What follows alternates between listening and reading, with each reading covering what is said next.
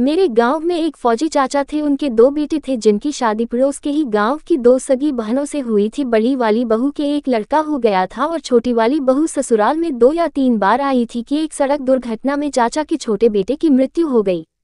शोक जताने के लिए लड़की के परिवार वाले भी आए। लड़की के पिता ने कहा कि मैं तो गरीब किसान हूँ, मेरी और भी 2 बेटियां हैं, इस विधवा लड़की को दूसरी जगह नहीं ब्याह सकता और मेरे पास इतना धन भी नहीं है कि लड़की को घर ही रख लूँ, इसलिए या तो आप अपने परिवार में किसी और लड़के के पल्ले लगा दे या अपने इस एक बेटे के मेरी ये दूसरी बेटी भी रख लो। अपने घर की इज्जत छोटी बहू को कहीं और न भेजते हुए चाचा ने अपने एक बेटे की वो दूसरी बहू भी रख ली। अब आप सोच सकते हैं कि दूसरी बहन के भी अपने पति की पत्नी बन जाने पर बड़ी बहन का क्या हाल हुआ होगा। बेचारी को कोई नहीं पूछता था। पति को नई पत्नी मिल गई थी और सास को नई बहू। पति की मौज हो गई थी। वह कभी इस पत्नी को अपने पास बुलाता, कभी कभार उसको। नई पत्नी के मिल जाने पर पुरानी की क्या कद्र, वह तो बस खेतों में काम के लगी रहती।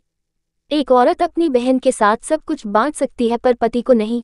पति को वह किसी के साथ नहीं बांटना चाहती, पर वह कर भी क्या सकती थी, बाप की गरीबी के आगे मजबूर थी।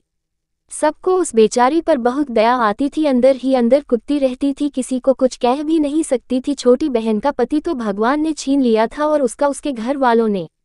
अंदर ही अंदर घुट घुट कर जीने से उसे कई तरह की बीमारियों ने घेर लिया। अब उसकी बीमारी पर कोई ज्यादा ध्यान भी नहीं देता था, इसलिए वह जल्दी ही चल बसी। ये है जिंदगी का कड़वा सच, गरीबी आदमी को जीने भी नहीं देती। गरीब आदमी की जान की कोई कीमत नहीं है।